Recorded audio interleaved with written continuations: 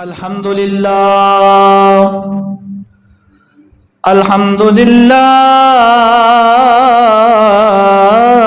رب العالمين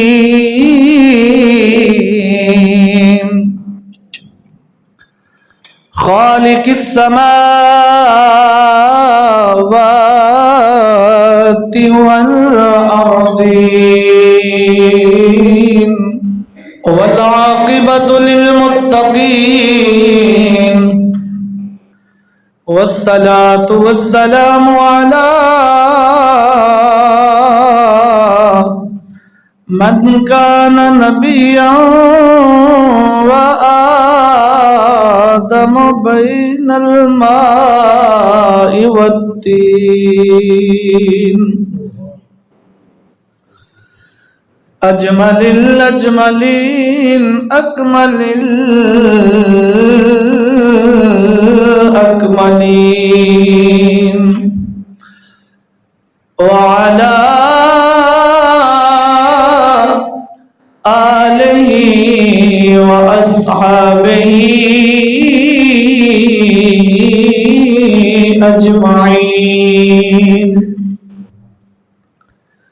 أما بعد فأعوذ بالله من الشيطان الرجيم بسم الله الرحمن الرحيم فصل لربك وانحر صدق الله مولانا العظيم إن الله وملائكته يصلون على النبي يا أيها الذين آمنوا صلوا عليه وسلموا تسليما اللهم صل على سيدنا ومولانا محمد وعلى آل سيدنا ومولانا محمد وبارك وسلم الصلاة والسلام عليك يا سيدي يا رسول الله وعلى آلك وأصحابك يا سيدي يا حبيب الله اللہ رب العالمین جل شانہ وعم نوالہ کی حمد و ثنا تعریف و توصیف کے بعد نبی اکرم نور مجسم شفیع معظم فخر آدم و بنی آدم تاجدار مدینہ راحت قلب و سینہ محبوب خدا حبیب کبریا احمد مجتبی جناب محمد مصطفیٰ صلی اللہ تعالی علیہ وآلہ وسلم کی بلند و بالا بارگاہ عالیہ میں انتہائی واجب الاحترام ذوی الاحتشام برادران اسلام السلام علیکم ورحمۃ اللہ وبرکاتہ۔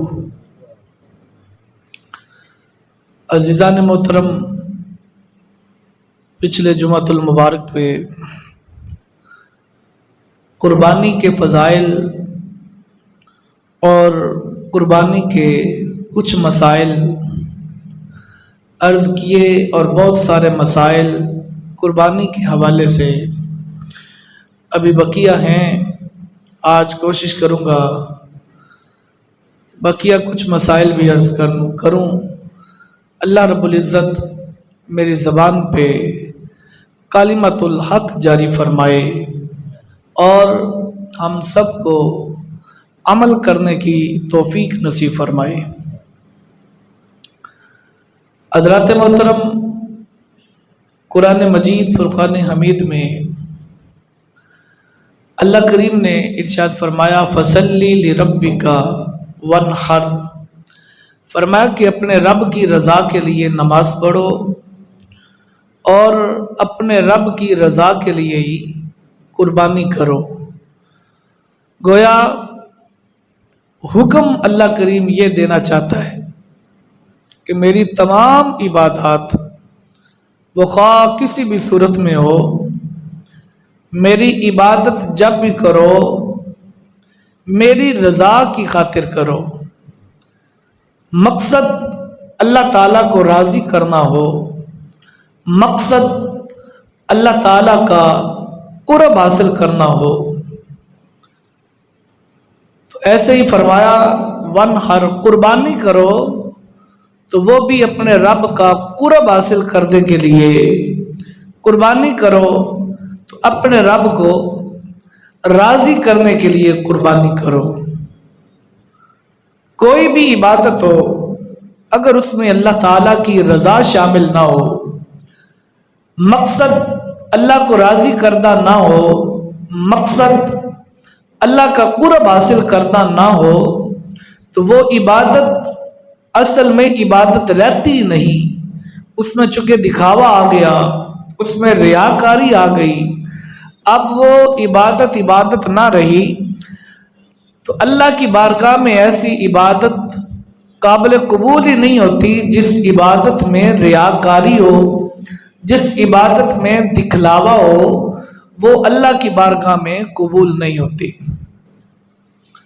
और एक और मकाम पे अल्लाह करीम ने इरशाद फरमाया लन यनालल्लाह लुहूमुहा वला दिमाउहा, फरमाया कि ये जो तुम लोग कुर्बानियां करते हो, फरमाया तुम्हारी कुर्बानी का गोश्त अल्लाह की ज़ात तक नहीं पहुंचता। क्या फरमाया? अल्लाह की ज़ात तक तुम्हारी की हुई कुर्बानी का गोश्त नहीं पहुंचता। वला दिमाउहा, और ना ही खून कुर्बानी का जो होता है वो अल्लाह की बारगाह में नहीं पहुंचता। ना खून पहुंचता है, ना ही कुर्बानी का गोश्त पहुंचता है। अर्ज की कि बारी ला, अगर तेरी बारगाह में गोश्त भी नहीं पहुंचता, तेरी बारगाह में कुर्बानी का खून भी नहीं पहुंचता, तो फिर हमें कुर्बानी का हुक्म क्यों दिया है? फिर कुर्बानी करने का मकसद क्या है? तो फरमाया वलाकिन यनालुहु तक़वा मिनकुम, अल्लाह फरमाता है तुम्हारे दिल में मेरी जो मोहब्बत है ना, वो जितनी मोहब्बत होगी वो मोहब्बत ही मेरी बारगाह में पहुंचेगी। देखना यही चाहता हूं, परखना यही चाहता हूं, आजमाना तुम्हें यही चाहता हूं, इम्तिहान तुमसे यही लेना चाहता हूं कि तुम्हारे अंदर जो दिल है, जो कल्ब है, उस दिल में, उस कल्ब में मेरी मोहब्बत कितनी है, उस दिल में मेरा प्यार कितना है, उस दिल में मेरे लिए इश्क कितना रखते हो, उस दिल में मेरे लिए वफा कितनी रखते हो, उस दिल में मेरे लिए इखलास कितना रखते हो, उस दिल में मेरे लिए इसार कितना रखते हो। फरमाया देखना बस यही चाहता हूं। अब अगर हम सोचें भाई मैं कुर्बानी करूंगा तो कुर्बानी के लिए मेरे इतने पैसे लग जाएंगे। अगर इनफिरादी तौर पे मैं कुर्बानी करूं, यानी कोई अपना जानवर खरीद के, बकरा, भेड़, दुम्बा वगैरह कुछ जानवर खरीदूंगा तो खरीद के कुर्बानी करूंगा तो मेरे इतने पैसे लग जाएंगे, 50-60 हज़ार 70 हज़ार से कम तो मामूली बकरा भी आजकल नहीं मिलता। ऐसा ही है, मामूली बकरा नहीं मिलता। अच्छे बकरे का तो फिर जाहिर बात रेट भी अच्छा होगा। बंदा सोचे कि भाई मेरे तो इतने पैसे लग जाएंगे, अल्लाह ने दिए भी हुए हैं, ये नहीं कि अल्लाह ने दे नहीं रखे, अल्लाह ने दिए भी हुए हैं।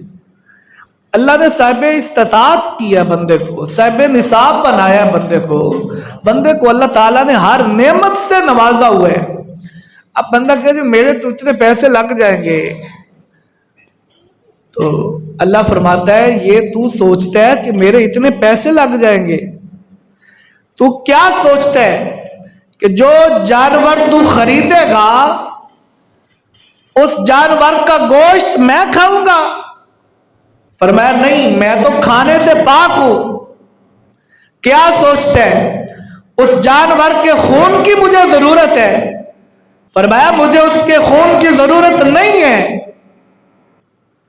یا اللہ پھر فرمایا وَلَٰكِن يَنَالُهُ التَّقْوَىٰ مِنْكُمْ، دیکھنا یہی چاہتا ہوں کہ تجھے مال و زر میں نے عطا کیا، تجھے دولت میں نے عطا کی، زمین جائیداد میں نے عطا کی، سونا چاندی کا مالک تجھے میں نے بنایا۔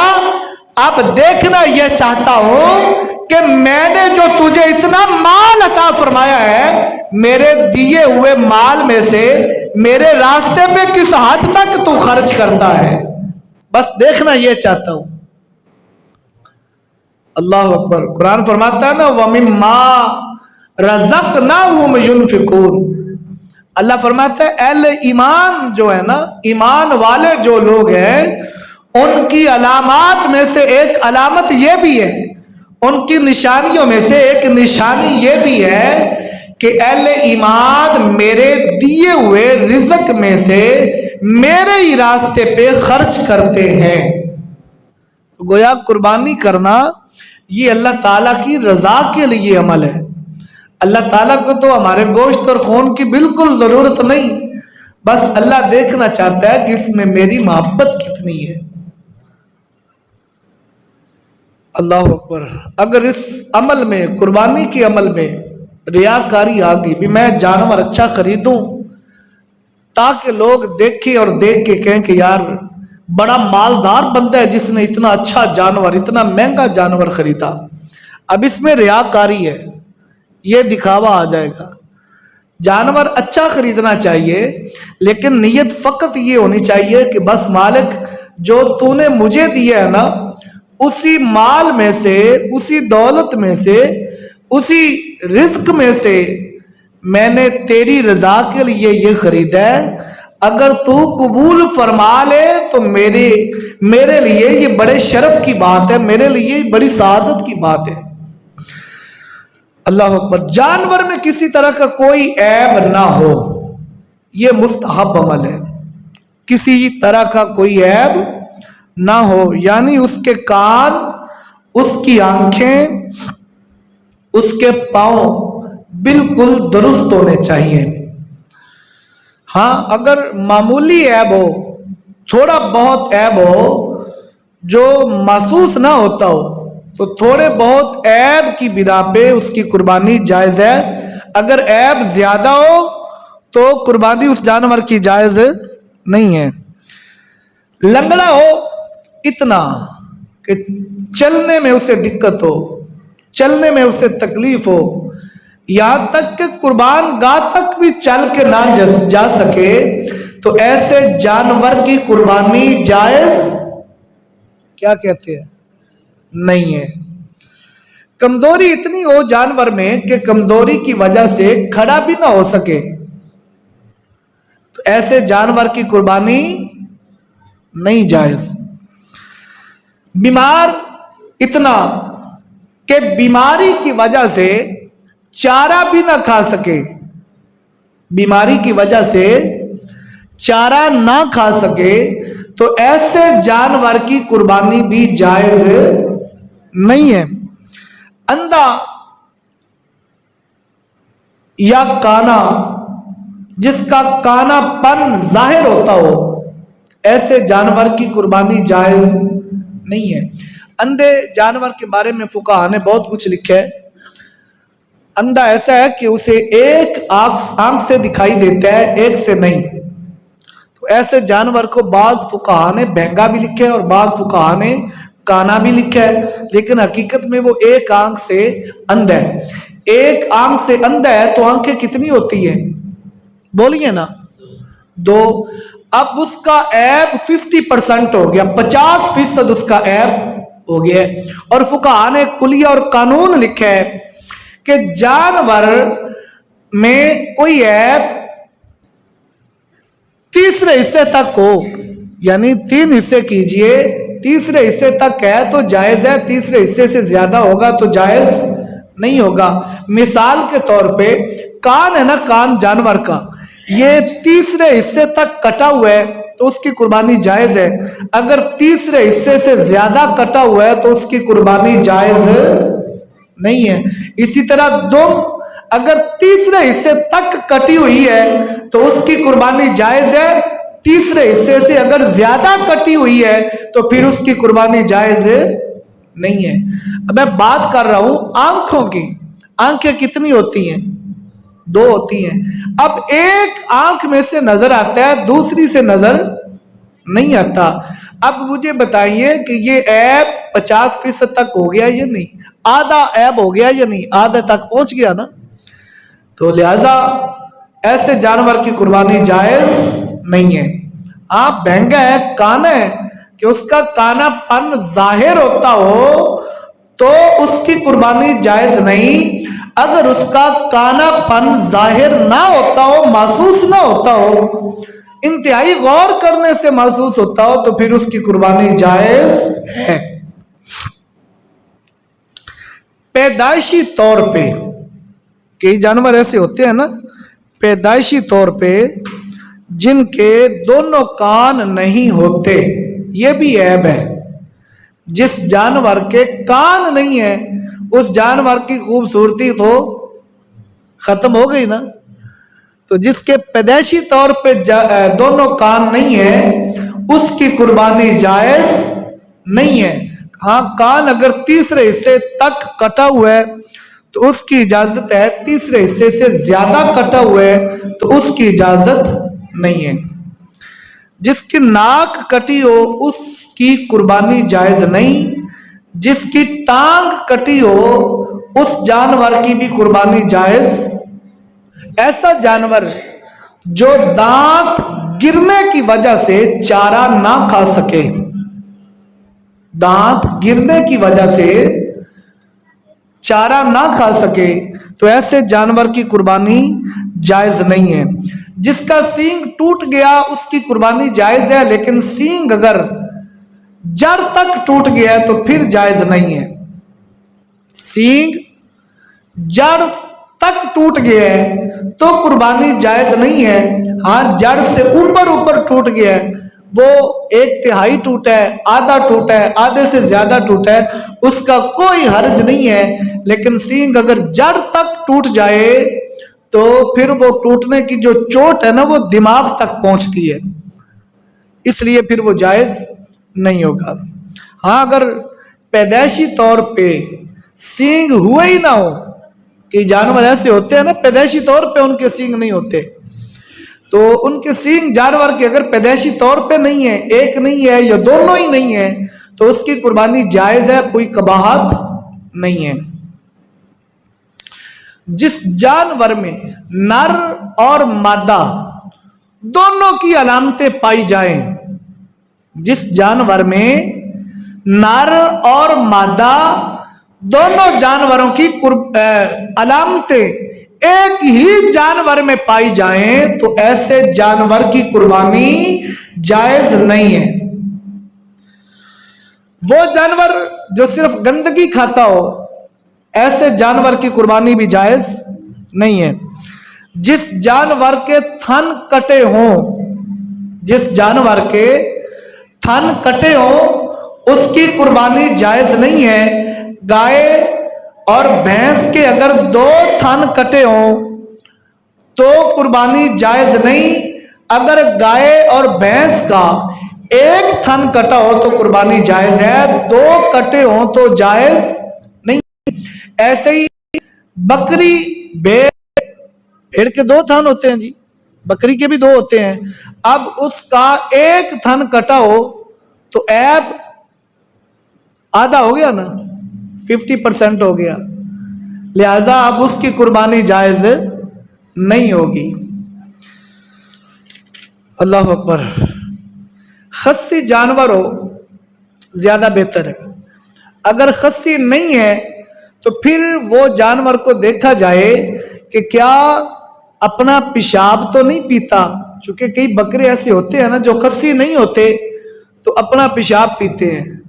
تو جو جانور خصی نہیں ہے لیکن اپنا پیشاب پیتا ہے تو ایسے جانور کی قربانی جائز نہیں ہے.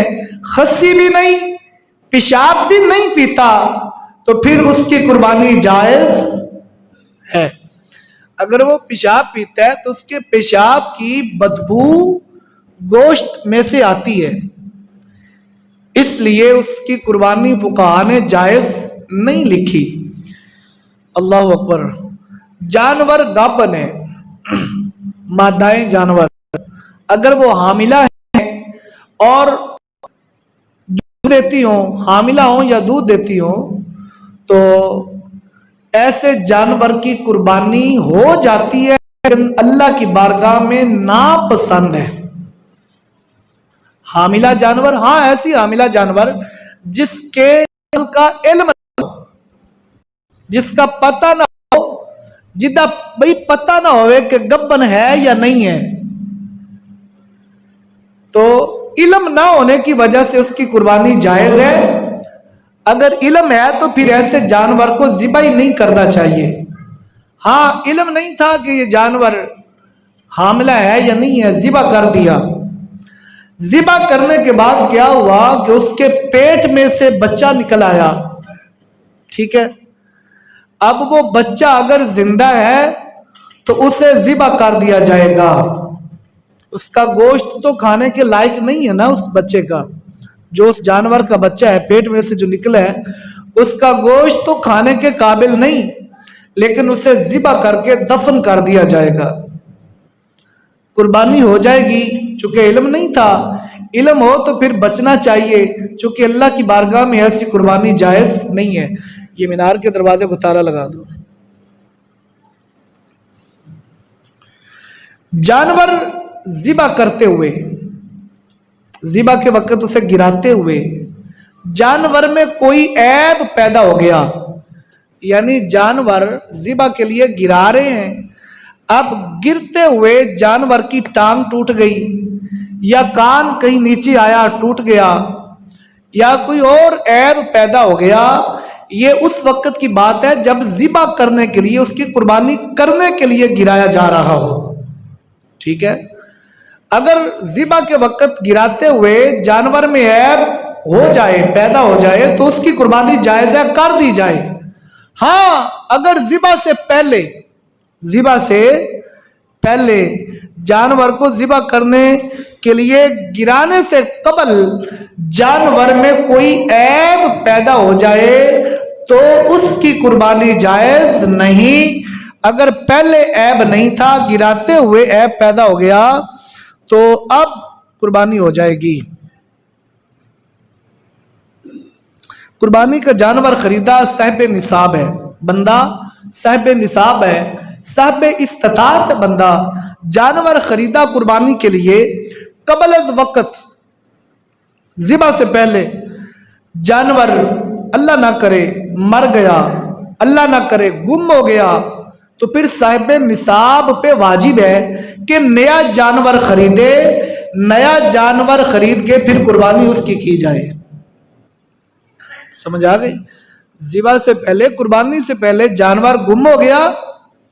آج کل ذرا احتیاط کرنی چاہیے، حالات آپ کے سامنے ہیں اور قربانی کا سیزن ہے، جانوروں کا خاص طور پہ خیال کرنا چاہیے.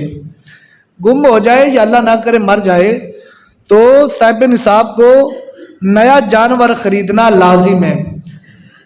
اچھا یہاں پہ ایک اور مسئلہ بھی ہے. بندہ صاحب نصاب نہیں ہے، غریب آدمی ہے، اس نے قربانی کے لیے جانور خریدا، قربانی کے لیے جانور خریدا، ابھی تک قربانی اس نے کی نہیں، جانور گم ہو گیا، جانور گم ہو گیا. کس کی بات کر رہا ہوں؟ غریب آدمی کی جو صاحب نصاب نہیں ہے. اس نے جانور خریدا، جانور گم ہو گیا. اب گم ہونے کے بعد اس نے تلاش کرنے کی کوشش کی لیکن جانور ملا نہیں۔ اب اس نے دوسرا جانور خرید لیا۔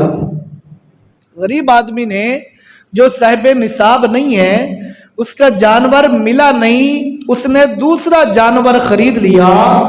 جب دوسرا جانور خرید لیا اب کیا ہوا، پہلے والا جانور جو گم ہوا تھا وہ جانور مل گیا۔ اب غریب کے لیے فقہاء نے لکھا ہے کہ وہ دونوں جانور ہی ذبح کرے گا۔ ٹھیک ہے، غریب کے لیے یہ لکھا ہے، تمام فقہ کی کتابوں میں یہ مسئلہ ہے۔ اور میں نے جب بھی یہ مسئلہ بیان کیا، مجھے کئی لوگوں نے فون کر کے بھی پوچھا کہ یہ کہاں پہ لکھا ہوا ہے۔ کئی دوستوں نے تو یہاں تک کہا کہ جہاں پہ لکھا ہوا ہے تصویریں بنا کے ہمیں واٹس ایپ کریں، ہم دیکھیں کس کتاب میں لکھا ہے۔ پھر میں نے کئی کتابوں میں تصویریں لی اور پھر بھیجی بھی کہ دیکھیں ان کتابوں میں لکھا ہوا ہے، فقہاء نے لکھا ہے۔ اس میں حکمت اب کیا ہے یہ مجھے نہیں پتا کہ اس میں حکمت کیا ہے۔ اور صاحب نصاب کے لیے حکم الگ ہے۔ صاحب نصاب نے جانور خریدا، جانور گم ہو گیا، تلاش کیا نہیں ملا، صاحب نصاب نے دوسرا جانور خریدا، اب دوسرا خریدنے کے بعد پہلے والا مل گیا۔ اب صاحب نصاب کو اختیار ہے، اجازت ہے، دونوں میں سے جو جانور چاہے ذبح کر لے۔ صاحب استطاعت کو، صاحب نصاب کو یہاں پہ اجازت دے دی، اختیار دے دیا کہ جو چاہے دونوں میں سے جانور ذبح کر ڈالے، لیکن غریب کے لیے حکم دے دیا کہ دونوں جانور ہی ذبح کرے۔ خدا جانے اس میں حکمت کیا ہے۔ خیر، جانور کو ذبح کرنے سے پہلے، قربانی کا جانور ذبح کرنے سے پہلے اس سے کسی قسم کا نفع لینا جائز نہیں۔ مثال کے طور پہ کہ قربانی کا جانور ہے، اس کا دودھ اس کا نکالا، دودھ نکال کے بیچ دیا، یہ نفع حاصل ہو گیا، یہ نفع جائز نہیں ہے۔ ہاں، دودھ جانور کا نکالا ہے، وہ بیچ دیا ہے، تو اس دودھ کی جو قیمت آپ کو ملی ہے وہ قیمت غریبوں میں بانٹے، اس کے لیے یہ حکم ہے۔ اس طرح جانور کی اون اگر اتار لی گئی تو وہ بیچی، اس کی جو قیمت ملی وہ بھی آپ استعمال نہیں کر سکتے، وہ قیمت بھی آپ غریبوں میں تقسیم کر دیں گے۔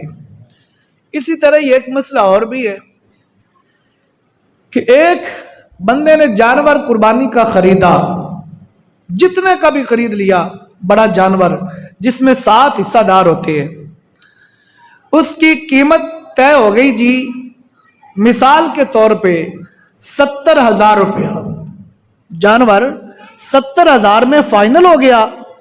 اب اس میں 7 آدمی حصہ دار ہیں، شراکت دار ہیں، کتنے؟ 7۔ اب فی فرد کتنا حصہ آئے گا؟ بولیے 10,000۔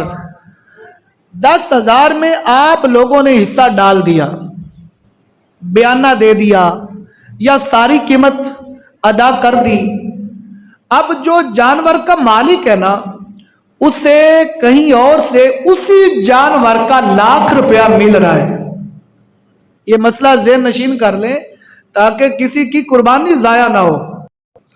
70,000 فائنل ہو گیا اور کئی حصہ داروں نے ساری قیمت دے دی، کئی حصہ داروں نے بیانہ دے دیا، یا بات طے ہوگی بھی میں تجھے پیسے دے دوں گا، آج دے دوں گا، کل دوں، فلاں تاریخ کو دے دوں گا، قربانی سے پہلے پہلے ادا کر دوں گا۔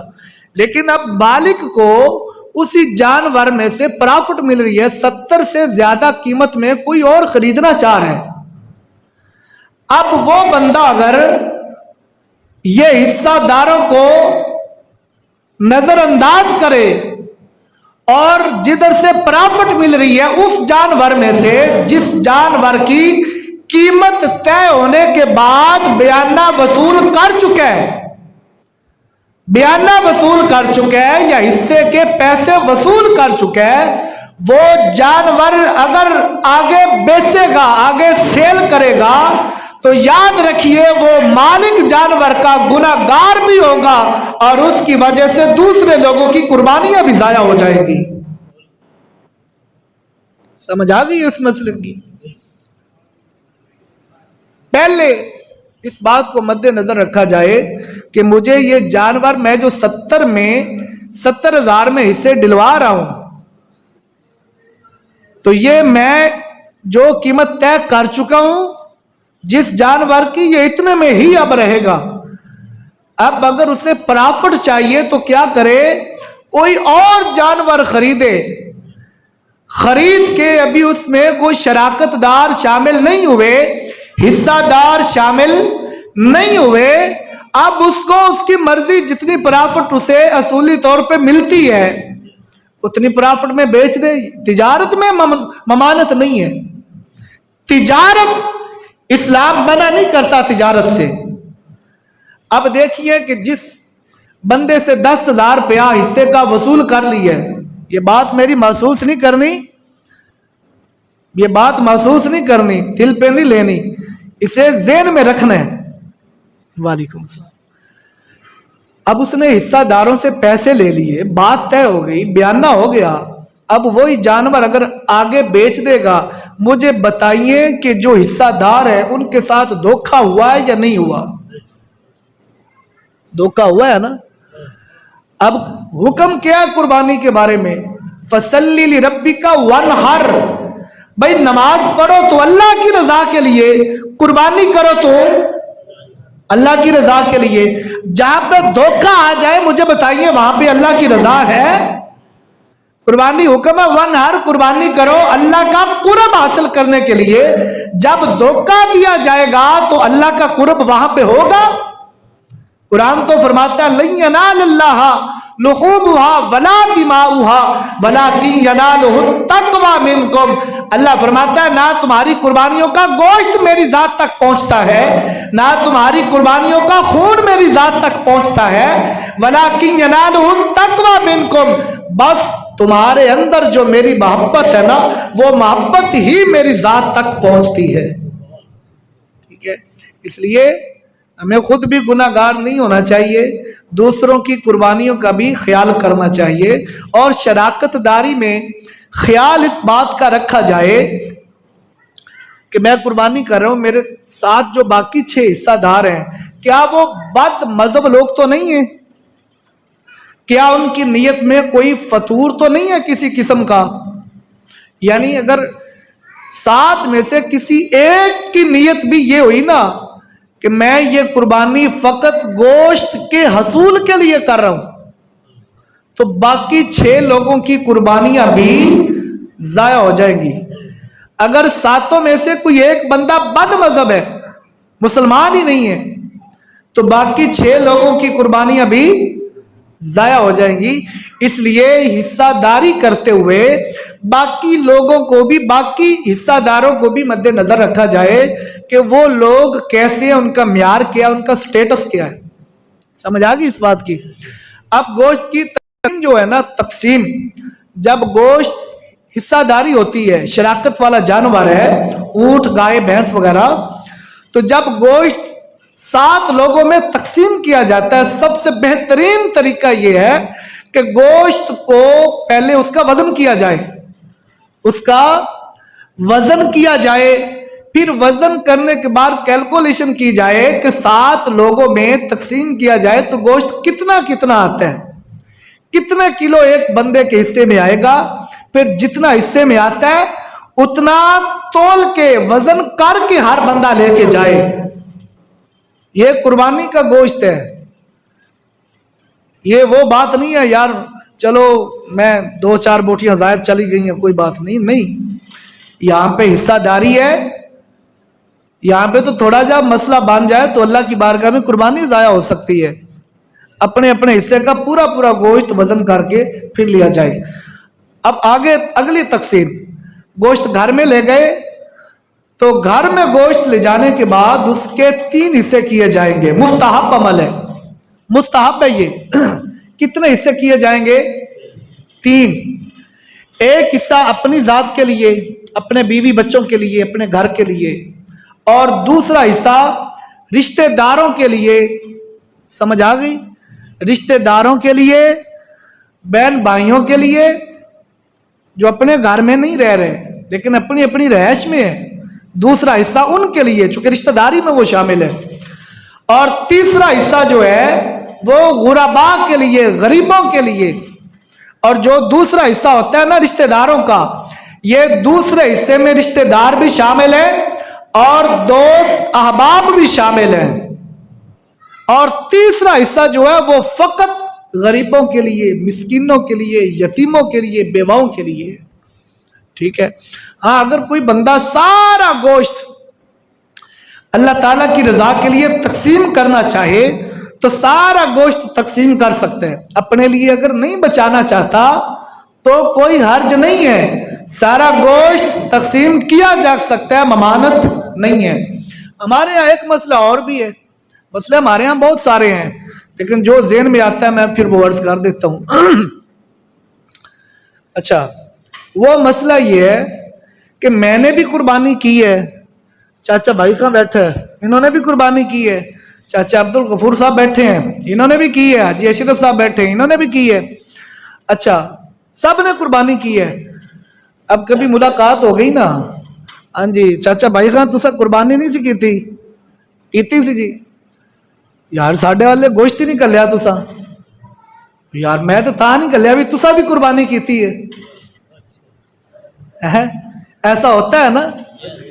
تو جس نے قربانی کی ہے اس کے ہاں بھی گوشت بھیجنا چاہیے، اور جس نے قربانی نہیں کی ان کے ہاں تو گوشت لازمی بھیجنا چاہیے. ٹھیک ہے نا؟ یہ نہیں سوچنا چاہیے کہ اس نے قربانی کی ہے اس لیے ہم ان کے گھر گوشت نہیں بھیج سکتے. اسلام نے منع نہیں کیا. جس نے قربانی کی ہے اس کے ہاں بھی بھیجے، جس نے قربانی نہیں کی اس کے ہاں تو پھر ضروری بھیجے نا. ٹھیک ہے؟ کئی لوگ ایسے ہوتے ہیں جو پورا سال گوشت نہیں کھاتے، پورا سال نہیں کھاتے، لیکن جب قربانی آتی ہے تو ان کے ہاں پھر گوشت نہ بھیجا جائے تو پھر مجھے بتائیے کہ وہ دل میں کیا سوچتے ہوں گے. ہمارے ارد گرد کوئی ایسا بندہ موجود ہے جس نے پورا سال گوشت نہیں کھایا، اب قربانی پہ بھی اسے گوشت کھانا نصیب نہیں ہوا. میں نہیں کہتا، آپ اپنی ایمانداری سے بتائیں کہ ہماری قربانی پھر کسی کام کی ہے؟ بتائیے نا. ہماری قربانی پھر کسی کام کی نہیں ہے. اس لیے ارد گرد غریبوں کا بھی خیال بھی ضرور کیا جائے. اللہ اکبر. ابھی ایک مسئلہ ذہن میں آ رہا تھا، یہ بات کرتے ہوئے پھر نکل گیا ہے. خیر، قربانی کی کھال کا بھی مسئلہ ہے. کسائی جسے آپ نے جانور کا گوشت بنانے کے لیے بلوایا ہے نا، اسے آپ نے اجرت پہ بلوایا ہے، اسے آپ نے مزدوری دینی ہے. ایسا ہی ہے نا؟ وہ آپ سے مزدوری طے کر کے آتا ہے، بھی میں اتنے پیسے لوں گا تو آؤں گا. آپ اتنی قیمت میں اتنے اجرت پہ مزدوری پہ راضی ہو کہ اسے بلاتے ہیں نا. اب وہ آ گیا، اس نے قربانی کا گوشت آپ کے لیے بنا دیا. آپ اگر اسے قربانی کا گوشت دیں گے نا بطور اجرت اگر گوشت دیں گے تو جائز نہیں ہے. بطور اجرت کسائی کو قربانی کا گوشت دینا جائز نہیں. ہاں ویسے آپ دے دیں، بغیر اجرت کے دینا. یہ نہیں ہے کہ 1000 روپے اس کے ساتھ مزدوری طے ہوئی تھی، اب آپ کہیں کہ یار میری جیب میں سے تو 900 نکلا ہے، آپ 900 لے لیں. ایسا کریں 900 کے ساتھ نا یہ کلو گوشت لے لیں، 1000 پورا ہو گیا، چلو آج 100 میں ہی گوشت رکھ لو. تو ایسا کرنا جائز نہیں ہے. بطور اجرت قربانی کا گوشت نہیں دیا جا سکتا. اور ایسے ہی قربانی کی جو کھال ہے نا، قربانی کی کھال بھی کسائی کو بطور اجرت نہیں دی جا سکتی. قربانی کی کھال بطور اجرت نہیں دی جا سکتی کسائی کو.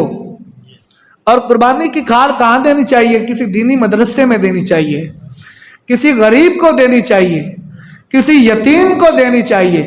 جو مستحق کو قربانی کی کھال اسے دینی چاہیے.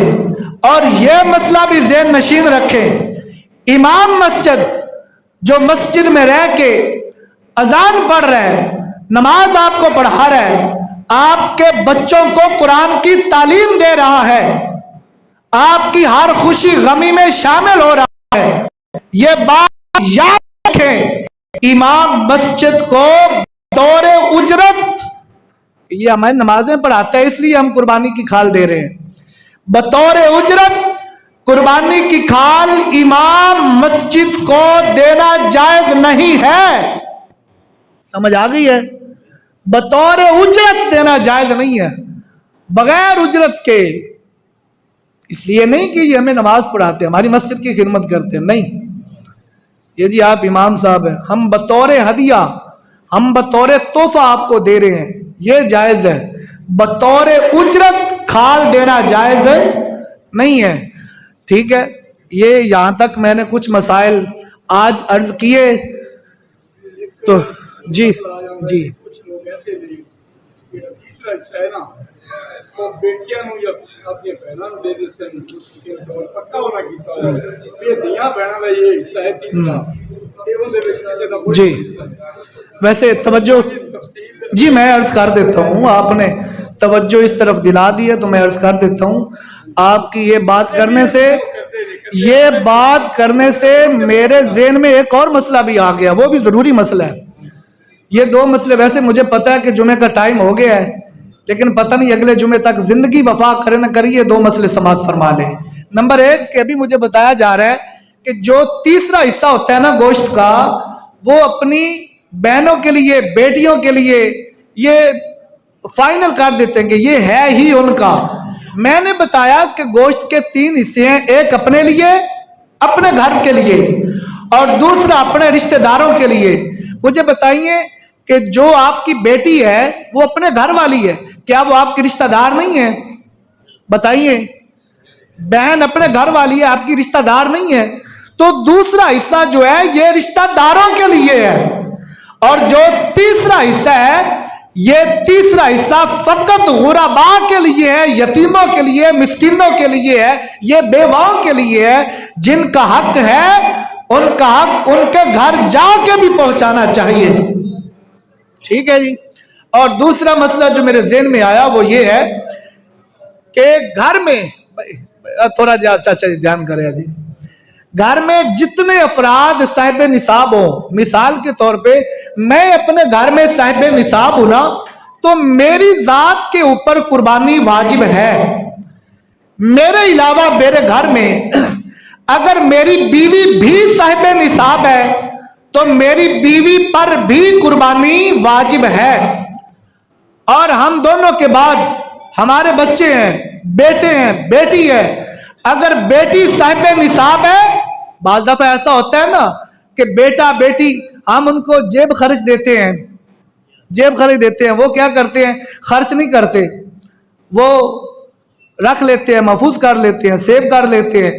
تو ایسے جیب خرچ اکٹھا ہوتا ہوتا ہوتا اتنا ہو گیا کہ اب وہ بیٹا یا بیٹی صاحب نصاب ہو گئے.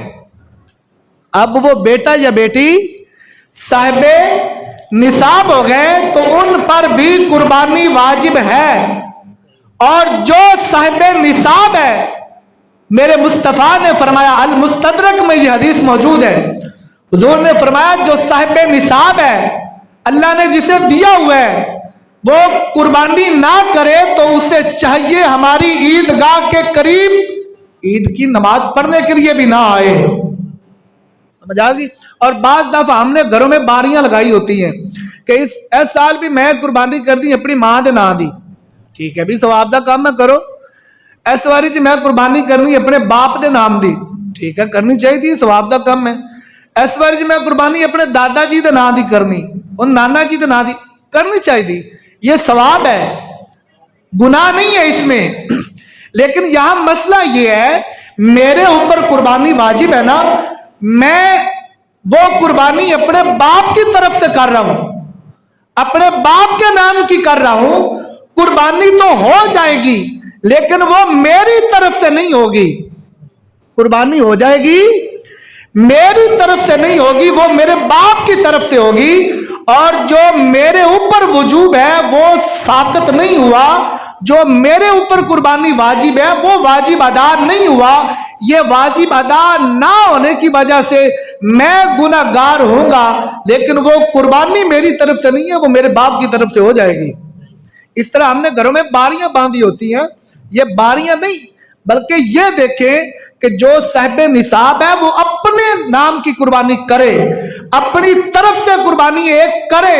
अगर वो अपने बाप दादा की, नाना की, नानी की, दादी की कुर्बानी करना चाहता है, अपनी कुर्बानी के अलावा वो दूसरी कुर्बानी करे। इस मसले की समझ आ गई है ना? हाँ, तो अल्लाह करीम तौफीक अमल अता फरमाए। आखिरी बात, बिल्कुल आखिरी बात, चूंकि अगले जुमातुल मुबारक से पहले जिलहिज्जा शरीफ का चांद नजर आ जाएगा, तो मैं चाहता हूँ ये मसला आज ही अर्ज कर दूं।